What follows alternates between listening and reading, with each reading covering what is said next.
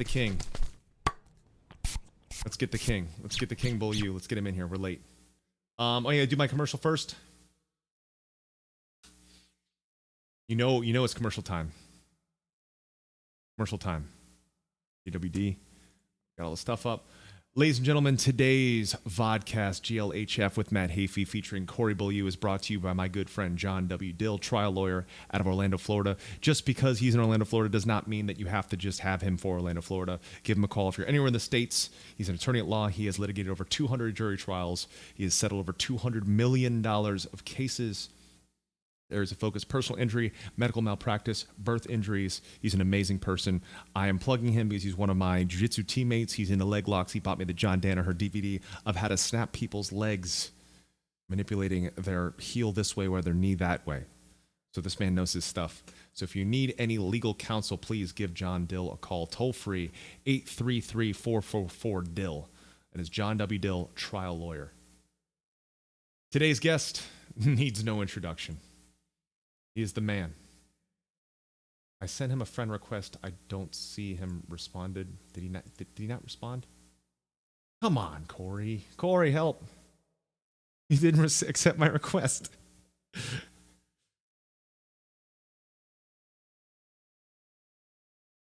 He didn't accept my request. I only have two friends in here. It's Deformance and Paulo. That's it. I only have two friends. Let me make sure the camera is actually, I didn't set the camera.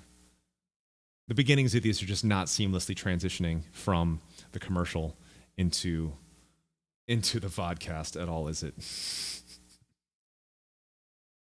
I don't see anything on the Zoom page.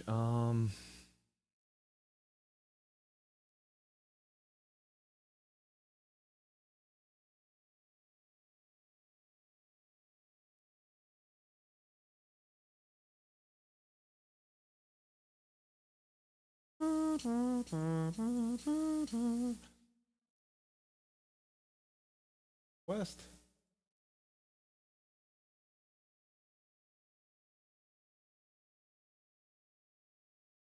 What should we talk to Corey about? I guess this makes this more fun when it's up, huh?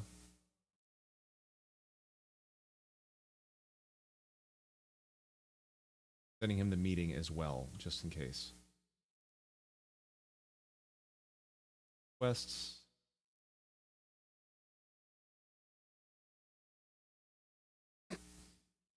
Professional vodcaster here, boys and girls.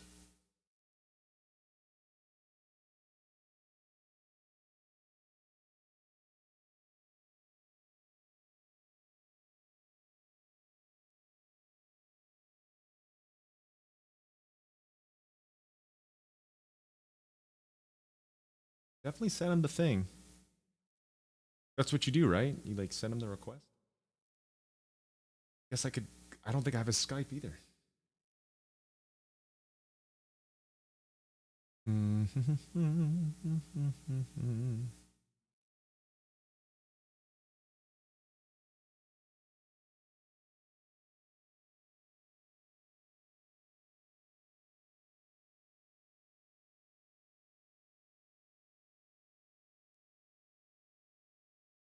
Don't see contact.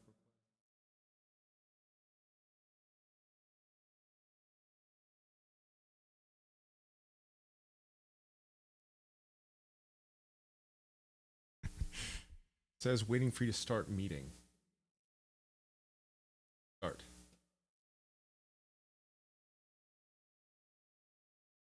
Uh-oh.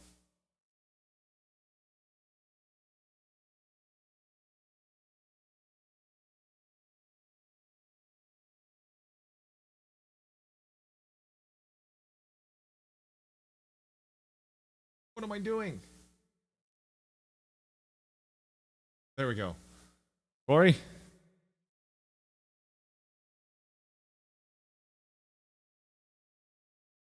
Corey?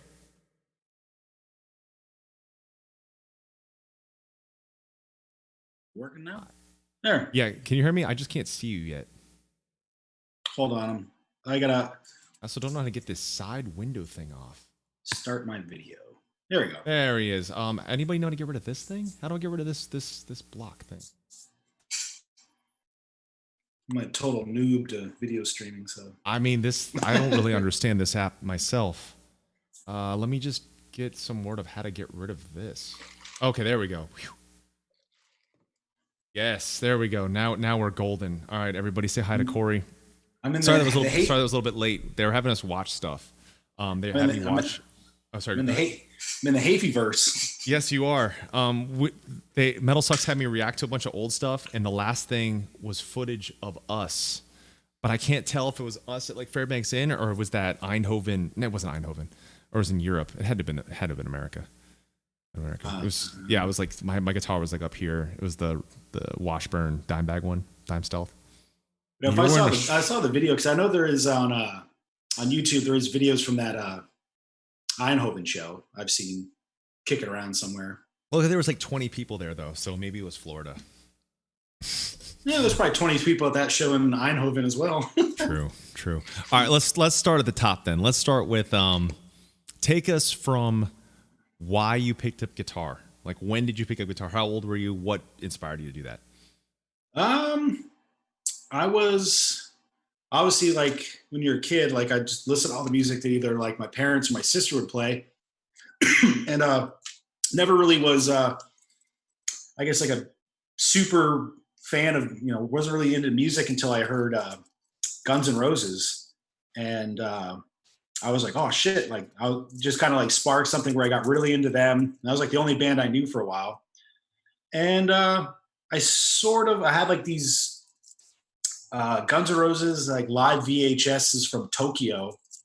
And I just kind of like did the typical young kid, you know, air guitaring on a tennis racket, pretending. And then kind of did that for a while. And then I was interested in guitar, and my parents were like, basically like just to test to see if I was, I guess, serious about it. We're like, well, if you save up half the money for the guitar, we'll pay for the other half. So I did a bunch of mowing lawns and stuff. But then once I heard Metallica for the first time and hearing that style of riffing was basically what just kind of solidified, like, I need to play guitar. Like, it wasn't like, oh, I'm kind of interested. It was like, I need to get a fucking guitar and start playing and taking lessons. Like, it just got super wrapped up into it. And then like the love of the guitar plus the more I discovered bands just kind of amplified kind of like the passions for both. So that was like the origins of playing. And then the more I got into playing guitar was kind of like the same thing. You just like want to try to discover more awesome music to play or learn. And so there was like this kind of a succession of bands that became like kind of like very important, I guess, discoveries that really had a big impact on kind of like my guitar style kind of developing at an early age. And I think I started playing guitar when I was 14, I think was the actual age. Like when I actually got the guitar and started taking lessons, I was about 14. So that's awesome. So it was kind of like, it's interesting because when I talked to Paulo, you and Paulo all sort of got into like Metallica and stuff first, but Paulo and I both got into pop punk first. Before Metallica, you didn't get into pop punk at all, right? You were straight into GNR and then into Metallica. Yeah, it was funny because I think we all joked like from just bullshitting on the bus over the years. And so I think like all three of us lived in different parts of the country or whatever. But all our bands, like our first song we ever like played, like when we started like a garage band, was like For Whom the Bell Tolls. Like we all played the same songs growing up. And I did like some pop punk. Like I did like Offspring like, Smash. I really like that record. And then my first band, like we played like a bunch of Metallica, Slayer songs and shit. And then we also played the Offspring All I Want, which was like one of my favorite Offspring songs. Man, we should cover that song. We would do that song really, really well. I liked it because it was really fast. It was kind of thrashy, but like was obviously like pop punk. No, not pop punk, but punk. Yeah, they were like sound. They were definitely cooler than some of like the first kind of poppier things I got into.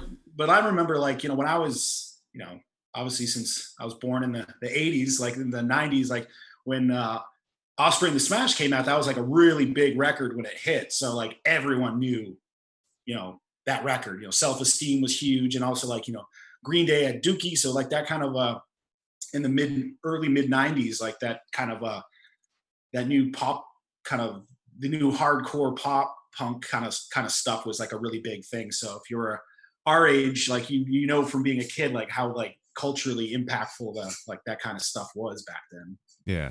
So did you play like any shows and stuff before you moved down to Florida in Maine? And let everyone know where you were in Maine. I lived in a place called Dover Foxcroft, which is like central Maine. So we played Bangor, Maine on tour, which from there I was like another 30 minutes away. So it's kind of really out there, small town. We played Was one. it the area where I hung out with your family on that day off? Was that like a No, house that's you like go to a lot? southern Maine. That's where I was born, but then we Oh, okay. moved more central Maine, like when I was a kid. But yeah, we played one show with my band. We were like a 3-piece, and we played the local YMCA Battle of the Bands, which is like like where the town I grew up in. They're like, no, there's no shows or concert venues or anything because it's like in the middle of nowhere. I think they're like the town had like maybe like 5,000 or something people that lived in it. Like there was like one street light like in the whole town. Everything was There's a stop lot signs. of lobster there, though. Kind of, I guess, but yeah, like up there, it's like you didn't really go to shows. I had to drive. Like when me and my friends wanted to go to a concert, we had to either drive like 2.5 hours, 3 hours to like Lewiston or Portland, Maine, or go all the way to Worcester. So it's like to go to a concert was like an event because you had to put the time in to get there. And yeah, and then not many bands played in Maine. So when there was a band that came around, you were like, hell yeah, like it became like a party. Yeah, so, that probably has to be like the really big bands to play closer to you, like something or arenas. The first concert I went to was Megadeth on the Cryptic Writings tour. They played the Lewiston Civic Center, which was like a hockey arena. So I saw them. That was my first concert. My second, that was on the Cryptic Writings tour. So it was like Megadeth, Life of Agony, Cold Chamber. And, wow, what a weird lineup. It was like 97. Huh. So, Cold Chamber was like the new band out. That was funny because like that was my first time being at a metal concert, and they were opening and they came out and I'd never heard of them before. And me and my friends were just like innocent, like, I think we were like 14 or something. And standing in the middle of this packed arena, and we're just like, oh man, fucking at a concert. And then all of a sudden the first song kicked in, this huge pit. We were stuck in the circle pit and we were like freaking out, like what the fuck's going on? So we like ran out of off the floor to get out of the way because we were like never knew what was going on. But yeah, it was like big bands like that, like they came through. And then like the next year or two on the Diablos Musica tour, like Slayer came through. I saw them on that tour too. And this is cool because the tour was a Slayer tour and the Fear Factory Obsolete tour. Both came to town. They combined the shows. So it was like Slayer, Fear Factory, Meshuggah, Sick of It All, and somebody else, Spine Shank or something. Wow. And then it was funny because until I moved to Florida, it was like, or for a while, it was like I saw Megadeth, Slayer, and then the next show I went to was Megadeth, and the next show was Slayer. Like they were like the only two bands that came through like Maine ever until I would start going to shows in like Worcester, at the Palladium, where I go to like a bunch of stuff that came through like all the early. What year is the first time you went to the Palladium? What year was that? It had to have been like at least maybe 99 because I remember I went and saw Cannibal Corpse on the Bloodthirst tour there. That's awesome. And then there was actually one show I went to, the New England Metal Fest. It was like the tour that was coming through that was headlining the New England Hardcore Metal Fest with Lamb of God opening for the first record. It was like Lamb of God, The Haunted, Dimmu Borgir, and Cannibal Corpse. Holy cow, that's an awesome lineup.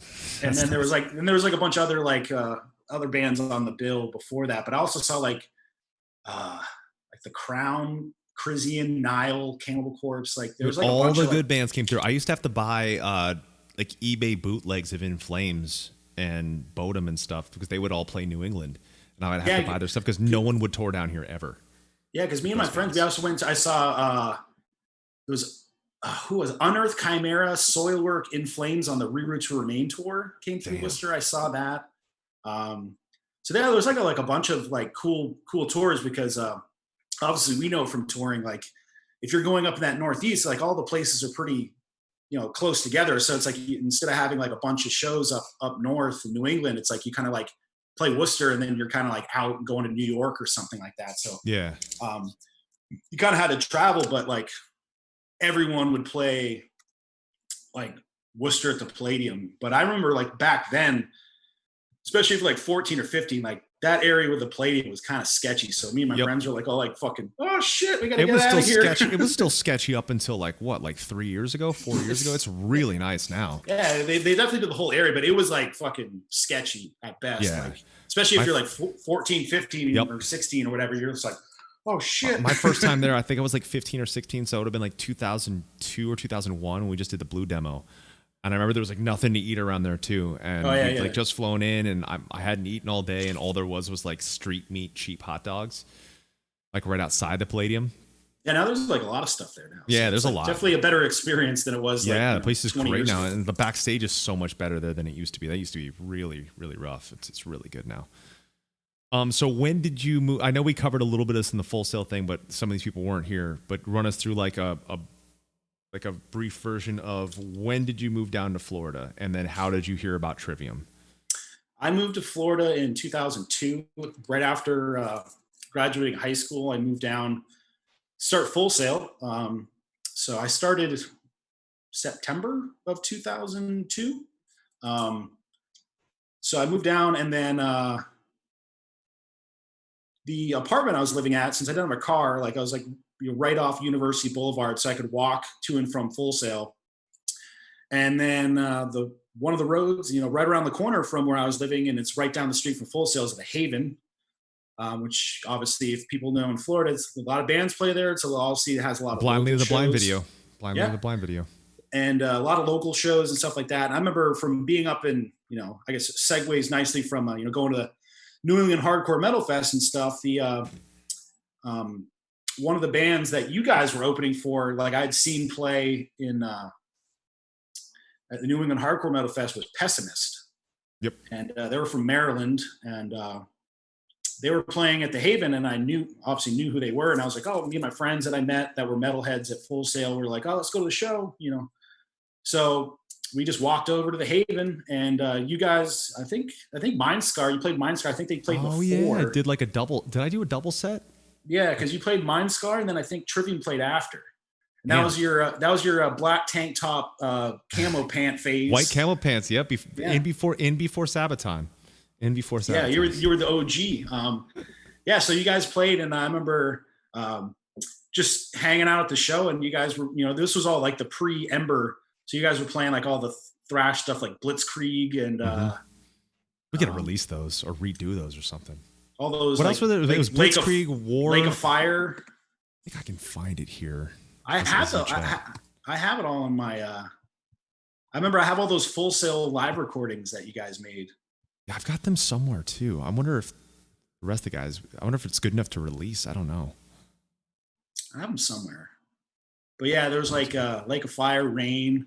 I don't know if it was Rain, but it was something like there was some other like similar kind of a.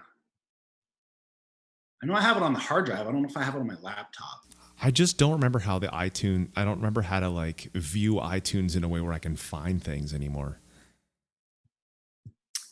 Yeah, if I don't have them on my computer, I got them on my laptop somewhere. I could probably dig it up.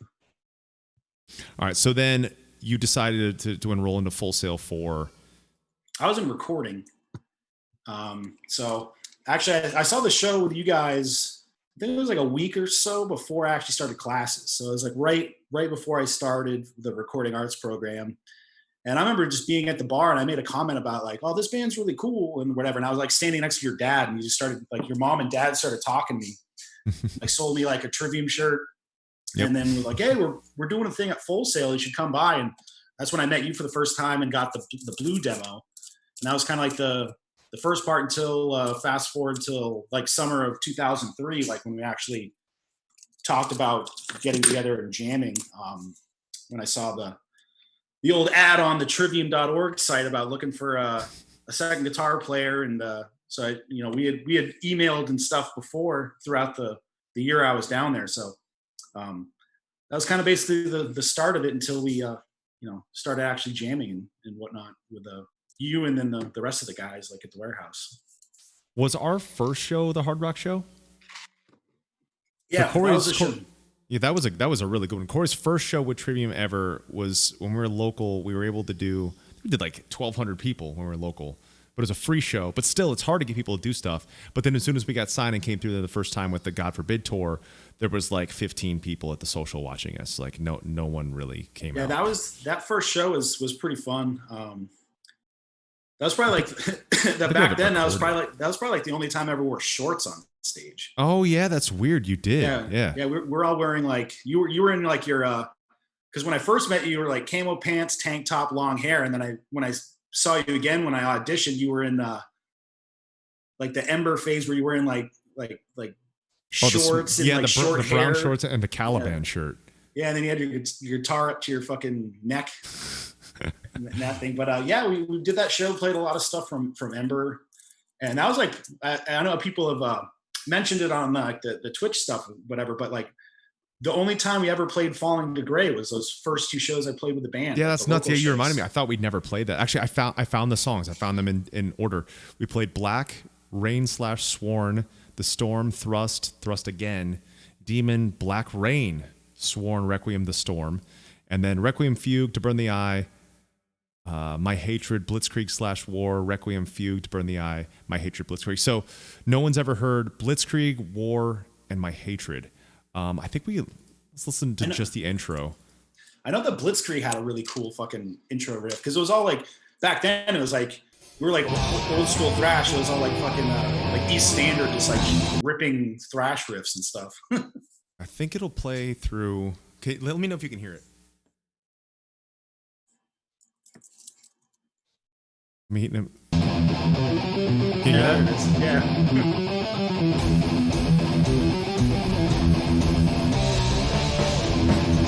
We're a 3-piece then? My voice is probably terrible, and this is the last song.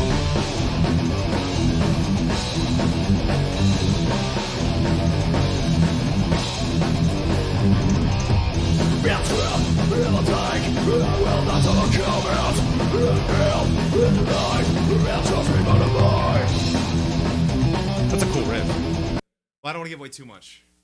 That was a cool riff. I bet those like some of those songs would probably sound really badass if we just redid them. Yeah. Oh, totally. I think it'd be cool. Because there was also another demo that had I think it was. I have all of them. I have everything. Like Lake of Fire. It had like a 2-minute long intro guitar solo or something. I mean, when I did that interview with Dave Mustaine, Guitar World, I told him about the Tornado of Souls thing, and this is here too from the BR8 demo. I think I'm like 13 here. Oh, you sang it like low as shit.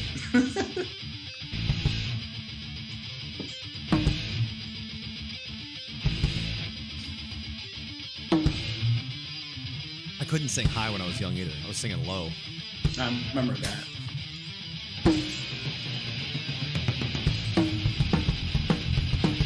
It's Peter Steele here, listen.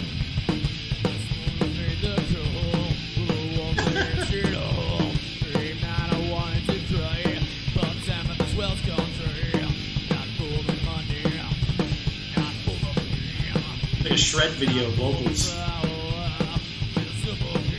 This is recorded in Travis's bedroom.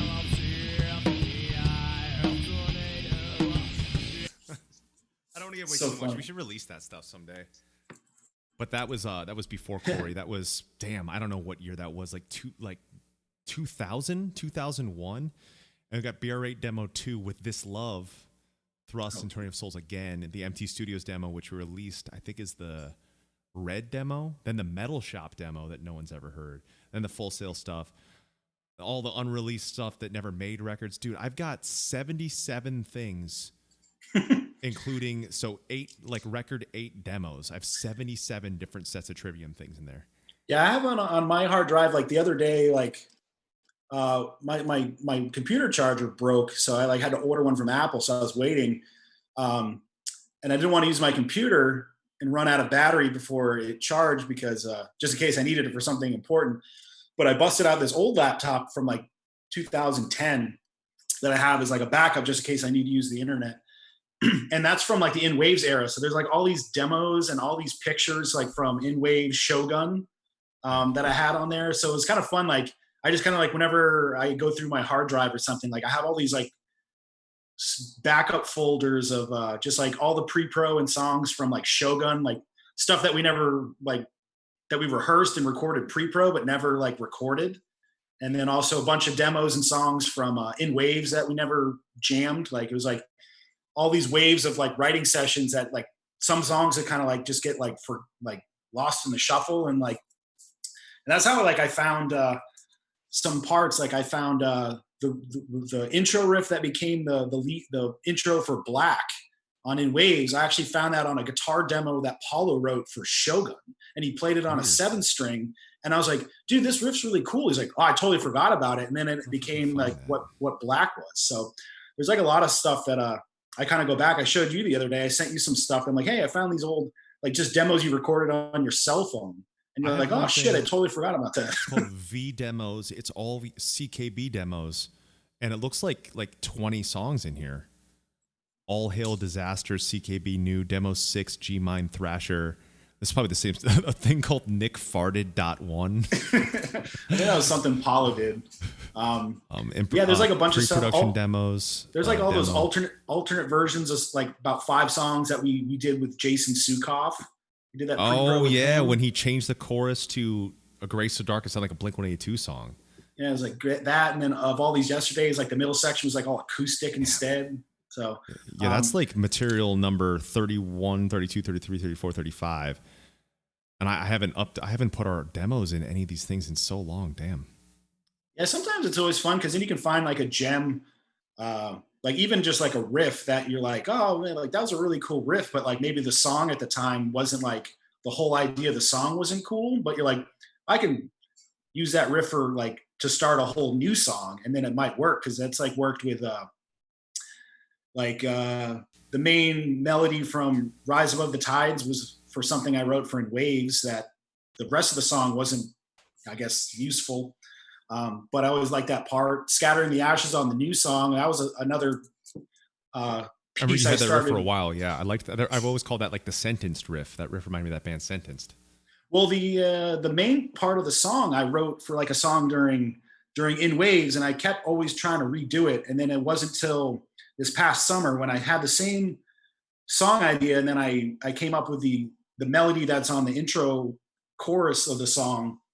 And I was like, oh, finally I found the part that kind of makes the song become like usable. Like it was kind of like always like it had potential, but it was just missing something. And then it took me all these years to kind of find the right thing to marry to it that made it like, all right, now this is something I think we could really use. That's awesome. So sometimes it just song ideas, if they're good, it just kind of takes some time to, find the right thing to put it in to make it make sense. Like Silence in the Snow, the song we had for Shogun, but took all these years later to kind of like make sense with what we're doing. So it's always, I always don't, I guess, old ideas from past records. I don't just like, even you guys' stuff, like you and Paulo's stuff, I, dig through all your old stuff that maybe you guys forgot about be like, oh, this makes sense for what we're doing now, that it could be something, that we can put all our experience since then to use to turn it into something that might be, turn into a gem. You never know. Definitely. So. Yeah, I feel bad now that I haven't been archiving since 8 demos, since the Sin and Sentence demos. I haven't been demoing.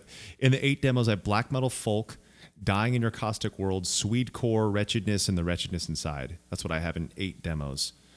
I remember the Swedecore song. Yeah, I can't sing anymore. I don't remember what that was. I kind of remember. Actually, that's the one that Meme Dude sang over. I don't think I've had you. I don't think you've heard that yet. Actually, I wrote vocals. I just remember something called Swedecore had like a very like bouncy riff. Oh wait, he didn't do that one yet.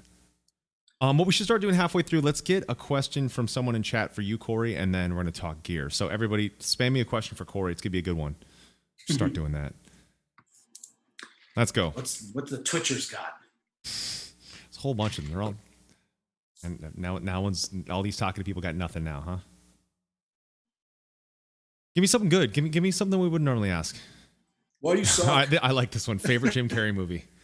I think it basically my house says that I have, just in my view, there's Liar Liar, The Mask, Dumb and Dumber, Ace Ventura 2, and Me, Myself, and Irene.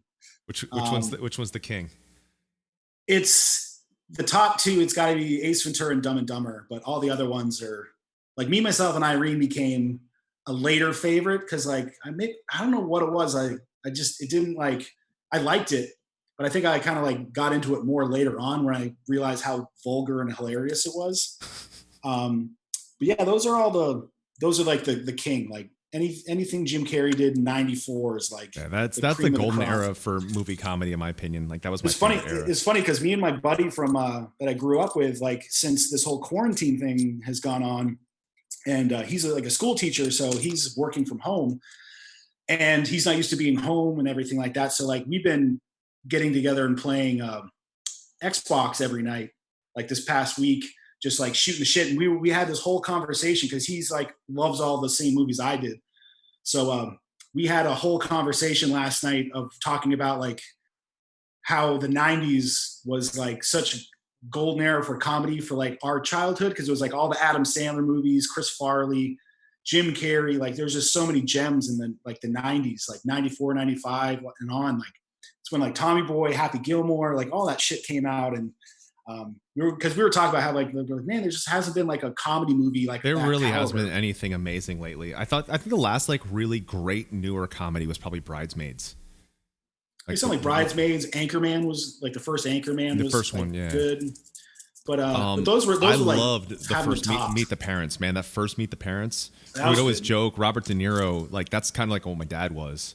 Like no one ever really knew what he did. They're like, oh, he's into some kind of special something. One of the newer comedies that I thought was amazing, and I have a poster of that upstairs, is the Adam Sandler That's My Boy with Andy Samberg. I don't think I saw that. Dude, that movie is like fucking hilarious. It's basically like it's like the whole premise is like Adam Sandler like knocked up his teacher when he was in school, like as a kid. And it was like a whole scandal. God. and then Andy Samberg plays his son. So they're like almost like, because he knocked the teacher up when he was like 10 or 12 or something. Oh my God. So, yeah. So it like has all these like weird, I guess, topics or whatever, but it's just so funny because he's just like this party. So there's like a lot of 80s references because it's supposed to happen in the 80s. So Vanilla Ice is in the movie and like all this stuff. So it's like an amazing, like kind of under the radar Adam Sandler movie that a lot of people don't know of, but I found it so fucking funny. That's awesome. I finally watched a lot of stuff with you on the flight home, because everyone in chat, I think they remember, but I never grew up seeing the things you're supposed to see because my mom's Japanese. She was an immigrant. My dad was deployed. So I just watched Japanese things. So I'd never seen any of the classics. But on the flight home, I got to finally see Coming to America. And you said you've seen that so much you knew like the exact dialogue, even though you weren't. I was laughing just looking at your screen because I knew all the lines that were being said. That one, Groundhog's Day. Yeah, that's Die Hard, man. Die Hard was so good. That was my first time seeing all those things. I remember you were next to me like, dude, this is a good part. That was really fun to watch those. Yeah, the movies actually, like since like being at home, like I just been obviously trying to find more stuff to watch, but the movie channels I have at home have been playing the Naked Gun movies over. So I've seen 33 and the Third. That's it. I watched like the first two. I have all of them like a box set, but those movies, like, oh man, I was like cracking. Like I was just like sitting at my computer, just had the TV on because I just like the background noise, and like that movie was on. I just remembered all the one-liners, and it was just cracking me up without even having to watch it. So it's like there's some of those classic movies that are just good to just rerun. All right, so you have spawned my gear obsession, and I think the gear obsession of a lot of other people in here now, because I got it from you, and then they got it from me. So you're the reason why I have a 5150, a 5152, a 6534 plus, 6505, and I think it looks like 30 or 40 pedals now. I have always just said, oh yeah, you put an overdrive in front of a head. And you've been teaching me a bit about clean boost. Can you explain to everybody the difference of clean boost versus overdrive in front of a head? It's basically kind of like you're just altering the EQ of your DI signal and boosting the signal, because basically, like if you just plug straight into the head, that's basically kind of what the amp is doing to your guitar signal. But you're just kind of boosting the signal to get you're just kind of EQ crafting. Because a lot of those pedals, like the way kind of we learned how to do it, everyone's like the Tube Screamer or a Maxon, like OD808 or something like that. Like those pedals, I didn't really think about it until recently. Was like we would always, like the thing we learned back in the day was everyone's like, oh, you just 5150, take a Tube Screamer in front of it, no drive, volume all the way up, and then you basically realize that you're not really even like adding much distortion to the signal. You're just using the pedal's EQ curve to shape your guitar signal going into the amp. Because if you listen to, like, if you just plug straight into a 5150 and you just start chugging, it has like this kind of more woofy, kind of loose sound. But even if you just put like a tube screamer and do that setting, it really, like, especially for like, you start playing like those ascendancy riffs, it adds that like kind of cut and tightness to the low end. And that's because like those pedals are kind of rolling off the low end and the high end and boosting kind of like the mid frequencies, which in guitar is like a real essential frequency area that really kind of sits in the mix well, because that's kind of like where the sweet spot is for guitar. So like when I started getting back more into gear, I started researching more, and that's where this whole kind of like, discovery of like the basis of like a clean boost. I'm like, yeah, it's like we're not really using any of those pedals or anything for the actual distortion. It's like that's on the amp. We're just kind of assisting the amp by boosting your signal and crafting it. So that's where like these new pedals that kind of like have been our favorites, like the areas like the TS Pre and stuff, where you're just being able to kind of craft your own EQ curve with the low and high end, and then set your level the way you want it depending on how your pickups are, your guitar. So there's a little more flexibility with customizing it than with like, say, like a Maxon or Tube Screamer that kind of have more of their own set kind of curve to it. So it's been really fun to kind of like, kind of learn these things and stuff. You got a lot more pedals than I do at the moment, but it's cool. Like each pedal kind of gives you like a little different sound. So it's fun to mess around with the pedal amp combinations and stuff to kind of see, like, after all these years of like not playing tube amps or having any, and then getting into it, there's so many of these awesome kind of more newer companies that we've been kind of like discovering and trying out stuff to kind of see what, I guess, the future of what the next Trivium guitar tone is going to be. Because we didn't have any of this stuff for when we were doing this record. And then after the record is when we got all this gear. So it's going to be fun next time we get in the studio to record new music, like what kind of guitar tone we're going to. Dude, I can't wait, because I mean, this record we brought what, one overdrive and two heads, like we were talking about with Full Sail. We had to borrow. We borrowed two amps from Jason Sukoff, and then Josh brought his own Tube Screamer and noise gate. And that was basically like all we had to work with for the record. And it sounds so good. This record sounds crazy. Like I love the guitar tone. What's nuts is I've noticed, now we can start like talking about these other heads, because every day I've been trying the top three, the 1, the 2, and the 34 plus. And I was telling Corey everybody, I was like, man, the Block is the best head in the world. He's like, try the 34 plus. The 34 plus is pretty nuts. Like, some people in the chat have been preferring that one. 34 plus reminds me of the Triple X2 on the record, even though it's not the same head. Yeah, the 65 34 plus is what we use for the rhythm guitars on In Waves. And I remember because we talked about this before, about how during that record we just went through trying every fucking amp cab combination, and took us like a week and a half or something to like settle on a guitar tone. And I remember we had like, I think what we were dialing in was like 5150 or 6505, and it was like, I remember calling in everyone. We're just like sitting around, just like noodling with the knobs and being like, oh man, it's really close, but it's just missing something. And then I remember I had a 34 and I was like, let's try this. And we just put that amp in and put pretty much identical EQ, all the same settings as the 6505. But the amp just had this little extra something that we're like, that's it. That's the amp. And then the studio we were at, like, I think after we finished In Waves, I think the owner like sold the place or whatever, like before we could get our gear out. And I think that amp and some Marshall cabs got like jacked from us. I think they went bankrupt, and that's why our stuff went away. I think debt collectors just took the stuff. Because my amp went so my crappy. amp. It was like, I think it was like 2 or 3 Marshall cabs, and that amp amp the cabs were taken. Got taken, and so it wasn't up until like the last couple of months where I was able to purchase a 65 34 plus, because I always remembered. I'm like that amp just was. I always remembered it being something I loved. So I bought 2 of them because I thought, like, I was like, if on the summer tour, if we're gonna go back to playing real amp rigs again, I was like, that's the that's the one I wanted to play. So I bought 2 of them just so I had a backup. But you know, if we're not touring for a while, we might have our Trivium amp ready to go by that time. Hopefully you can get that 5152 because that thing sounds totally different than the 1. Like the 2 sounds way tighter. The 5152 sounds more like a 34 plus than the block letter of that I have. My block letter is weird though. It's super loud and super bassy in a really good way. Yeah, but like the 2 sounds more controlled.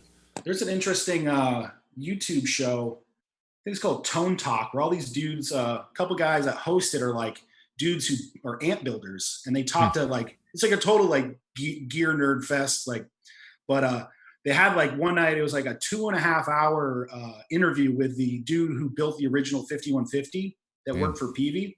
So it's like he built the 5150, all the 5150 stuff. He did the Triple X series, the JSX, and all that stuff. Like he was the amp designer. We need to get that guy on our amp. And he goes through like when people talk about the block letter to like the next signature version, and he talks about the whole what the difference is and why they had to change all that stuff. So he goes like, if you're like a amp nerd and want to know like kind of like the whole, I guess, history of like the early Peavey stuff, he kind of goes really in depth. You and I should interview him on here. We should hit him up. Tell him. Yeah, actually EVH just hired him. So I was like, you guys doing a 5154? And the guys at NAMM were just kind of like smiled. Damn. So I was just like, oh, they got him too. So he's working for EVH now. So he must be helping design like the next wave of 5150 stuff for them. But he was really cool. He's like, had a lot of interesting stuff. It was like, you know, for a 2.5 hour podcast, kept me interested enough to, you know, sit through it. That's nuts. I gotta check that out. Yeah, last night I was watching watchmaking movies or watchmaking videos. That stuff's mind blowing too. But that's why I started collecting all this stuff, because Corey would send me clips. He's like, dude, listen to this tone. I was like, all right, I need to buy a head. So I bought the first head and I kept going. But people keep telling me like, oh, the 6505 is the same as the block letter. It's really not even kind of close. It's not even kind of close. So that's why Corey and I want to make an amp that is just, it's the one-stop shop where people are like, all right, I want to sound like I can play Gojira riffs or Trivium riffs. And that's what the amp that you're going to get. Yeah, basically, like, I think it was like before I really started really diving into buying a bunch of stuff, I still had 2 6505s from when we toured on Shogun. Is that one of the ones you lent me that exploded? Yeah. I had those 2 just sitting in my house since then. Like I never got rid of them, luckily. And like during Shogun was the last time we toured with tube heads, because then by the time we started touring for In Waves, we had the fractal kind of setup going. Yep. And but I still had those heads. And I remember one day just being at the house, and I plugged the 6505 into a cab and started playing it. And I was just like, holy crap. I'm like, I was like, I wish I brought this to the studio. And I just started playing around, and I just kind of like got this feeling where I was just like, anytime I'd play on anything else, like if I was on my computer playing a plugin or some kind of, you know, like I have like a line 6 or a fractal or a Kemper or something, like if I was playing like scales or playing leads and stuff, I always felt like I needed like effects or something to kind of like make it pleasing to the ear to like play solos. And then when I was just playing straight into a head and stuff, they're just like that natural amp sound. Like I was like, man, it's like I can play with nothing and it just sounds so good and so natural, and the feeling of it just felt so awesome. And just like that kind of old feeling of like growing up, like, you know, everyone had like a head and a cab, and just like that natural feeling of just being able to touch something and turn a knob and dial something in just felt so much more at home than like looking at a digital screen trying to like, you know, having to save and copy and paste settings or something like that. It just like, there's something about just turning knobs on a head and just kind of, you know, that feeling of playing through it just was something that like once I started playing it again, just kind of was like, oh yeah, this is why we always use tube heads in the studio or something like that. It was just kind of like this, brought back those old feelings of when you first started playing guitar and just playing through a cab and a speaker, that after all these years, it kind of like, once you start playing it again, it's like that good old fashioned feeling, you know? Yep. Yeah. I don't know if this is the right phrase, but I've always used the phrase bass reflex. I don't know if that's right, but that's what it feels like. It feels like mini kick drums when you're, even like you said, playing leads, you feel that percussive response between you and the gear. And like, I remember when we were using all the digital stuff, I'd always be like, Corey, I don't know how to do this. Can you make my tone sound better? And you'd always have to do that. there was something about digital stuff, like even though I'm like kind of good at technology stuff, well, maybe I'm not that good. It felt like too much work to go into everything. But then with this stuff, it's a blast. Like I love it because it has so few things. But now I'm wondering. It's also it's also that thing is like the thing that like we're always talking about, like always using like a head, miking up a cab in the studio to get the sound we want, is because you can't digitally replicate sound moving air. Like there's something about like a speaker pushing air out of it, like the physicality of like the amp pushing power through a speaker and capturing that. There's something to the way the sound is that, all the modelers and stuff, like you can get like a really killer sound that sounds just like the amp, but there's something about the player when you're playing through the thing that is different than what you had. So there is something about the physics of the way sound is that playing through an amp, just, I think it's just like for the player, different. the feel wise, it just feels, it's more organic. That when you got me back into amps, I felt like I was playing rhythm more like myself than ever. It was like in the studio, it's different. Because the studio we're still monitor speakers and Kempers and stuff. I'm not saying there's anything wrong with the Kempers, because I feel like modeling in suites, it's imperceivable for the listener. I think the listener can't tell, but like Corey said, it's for the player. So now this guy, like, I don't know if we should be thinking this out loud whether everybody's here or not. Because Corey and I, so obviously we've been working on a head for a while. We can't say like who it's with or anything, but we're just making the one-stop shop head where it has everything built in. But now, like with all these awesome pedal boutique companies, we won't say company, but like a lot of them are approaching us for wanting to make a pedal. So I'm wondering, Corey, do we just make the head without the integrated boost in it and then make the pedal, or do we have the head with the boost in the thing for people who want to get a head with it all built in, and whoever has a head they like, they get the pedal? I'm thinking out loud with Corey here. Yeah, it's hard to say, because like the whole concept when someone's like, oh, we want to do like a signature pedal, and I'm just like, there's so many pedal brands and so many pedals and everyone doing a lot of the same stuff. It's like kind of hard to think of like, what can we do for a pedal that makes it like a signature Trivium pedal that's not just like the same thing 5 other companies have made. And it's like everyone makes the same, like everyone has an overdrive pedal. It's just like their take on making the overdrive pedal slightly different than someone else's, but they all kind of function the same way. I feel like people don't have a great boost solution. I feel like everyone is doing the overdrive right now, or a preamp. But what I've noticed, because like I was bugging Corey so much and Jody, because Jody's designing the physical look of the amp. I was like, well, Corey, should we have a gain knob in the pre? He's like, we don't need it. I kept saying gain knob, gain knob, gain knob. And now I've noticed any of these boosts that has, or a preamp that has a gain knob on it, if it's at 0, it doesn't really work. The boost doesn't really work. You have to turn the gain on, and then you hear the gain. So it's almost like the gain should never be there anymore on like a clean boost. Yeah, it's like, I guess it's kind of like the closest thing I have. You have like that, like the Fort and stuff, where it's just like one knob. So it's basically like they kind of set the way they want the pedal, and then you're just kind of like how much you want of it. But yeah, it's hard to know. It's like depending on.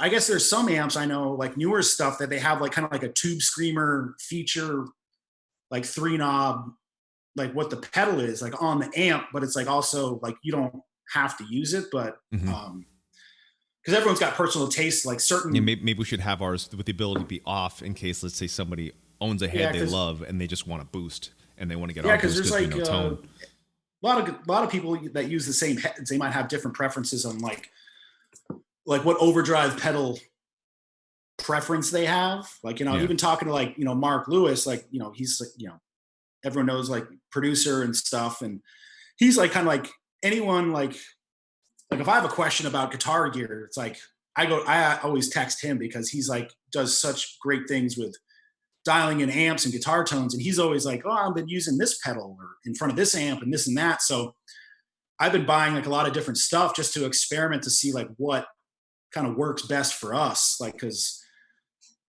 there's so many pedals out there that it's like, there really are so many, it's nuts. But I've got your Direwolf coming, which is cool.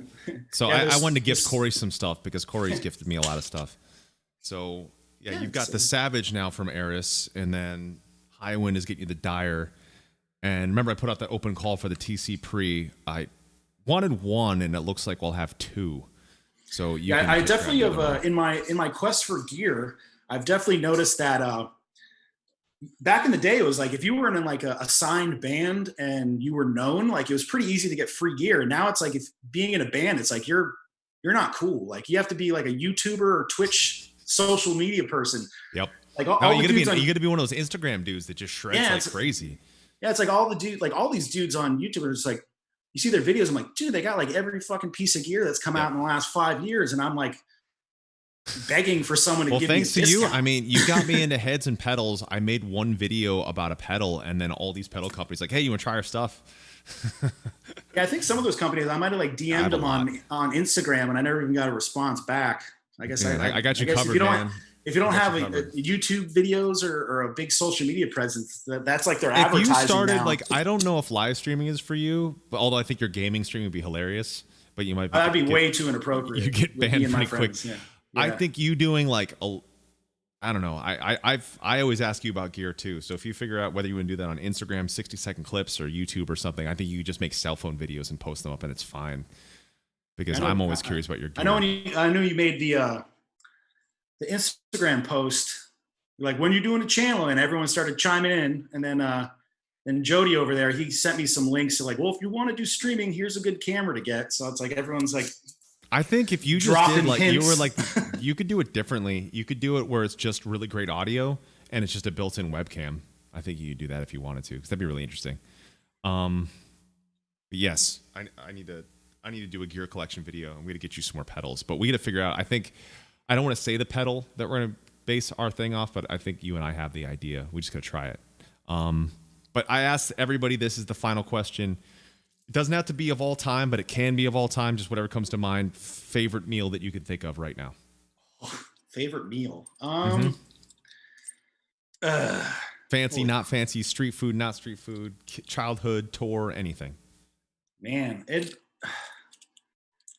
top meal would have to be something like something we went and ate at some point, probably in Japan. Like there's like too many to think of all the time, but definitely something in Japan. Like we've hit a lot of pretty incredible places over there, and one that definitely stands out. I don't know if it was like my favorite meal, but for some reason the style of food and just like the experience, like I always think about it, because I don't think we've ever done it again when we're in Japan, but it was like way back when we went to Japan and your mom was with us. And it was like me, you, and your mom went to this place that they have, like, you cook on the table, but like you just pay like a flat fee, and they just had like this whole freezer thing of just meat, of different slices of meat that you can just fill up your whole plate. You cook it on the table, and they just give you like endless bowls of rice, and you just like pig out. Oh, dude, and there was like, and there was like sumo wrestlers there, just like shoveling rice and like eating as much food as possible, because it was like you just paid like a flat fee, and you just ate till you were done. And I just remember that being so good, like, because it was all like super fresh cuts of meat, and it was just tasted so amazing, just cooking it fresh on the table. That for some reason that always just like stands out as like a super awesome meal. Like, when you lived at my house, Corey lived at my house when I lived with my parents, my mom would make that a lot for us. Remember the big orange, like hot plate griddle thing in the center of the table? That was that yakiniku. That's like a Korean barbecue, like we did at the end of Sin in the Sentence, but Japanese version. Wait, actually we did the Japanese version there. Yeah, that was like, I think it was like also because we did it actually in Tokyo. So I think it just made the experience like even more memorable, beer, man. Japanese because beer. It's like, because anytime we go and eat, like, you can just remember all these different restaurants. Like, it's like I can't remember the name of the actual food, but it's like you remember the meal just because, man, like, I the love food the in Japan is so places. good. Yeah, but we've eaten a lot of cool places, even just like when we're not going super fancy and just going getting like a good burger or something somewhere, or pizza, like pizza places or something like that. So damn, I'm hungry. I miss going to restaurants. I can't wait to go back to restaurants. Yeah. So it's hard to pick one, because, like, you know, everyone that's seen our social media posts and stuff like that, like we have a wide range of tastes. Like we always are hitting up different places around the countries, and trying all the local foods, like what the specialty is in certain places. So it's like we've had a very wide palette of food options that it's hard to pick one, because there's been so many amazing places that we've been told about, like from friends in the area or different countries. That like, you got to try this, or, you know, just searching Yelp, finding like what the best local spots are. So it's going to be looking forward to getting back on tour. So yeah, me too, man. Getting all these cultural experiences again that we're salivating, sitting at home thinking about. I miss that stuff. Well, awesome. Everybody, make sure you follow Corey. It's Corey Trivium on Instagram, Facebook, Instagram, and Twitter for sure. I think Facebook as well.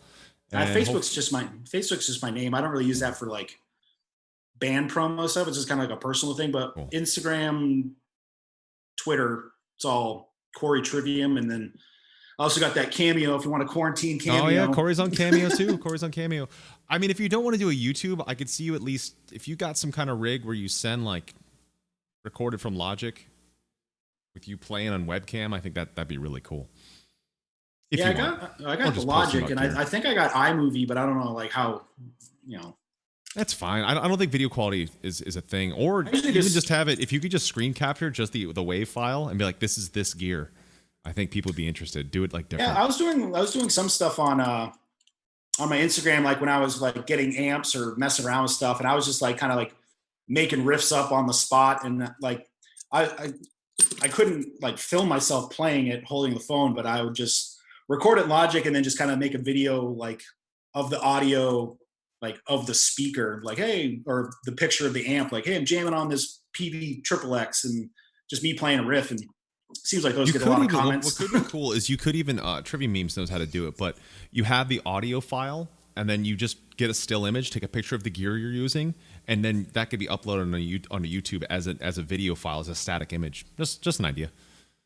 Yeah, I've been doing that. And then it's been fun because having all the gear and like, since we don't really have any touring and stuff, it's been fun just kind of like picking like a random, like I have my 5150s, like kind of like my go-to since it's kind of set up in my recording area. But like I do like been writing like new song ideas and stuff. And like one day I'll be like, oh, I'm going to use my 5150 and try this Savage Boost pedal.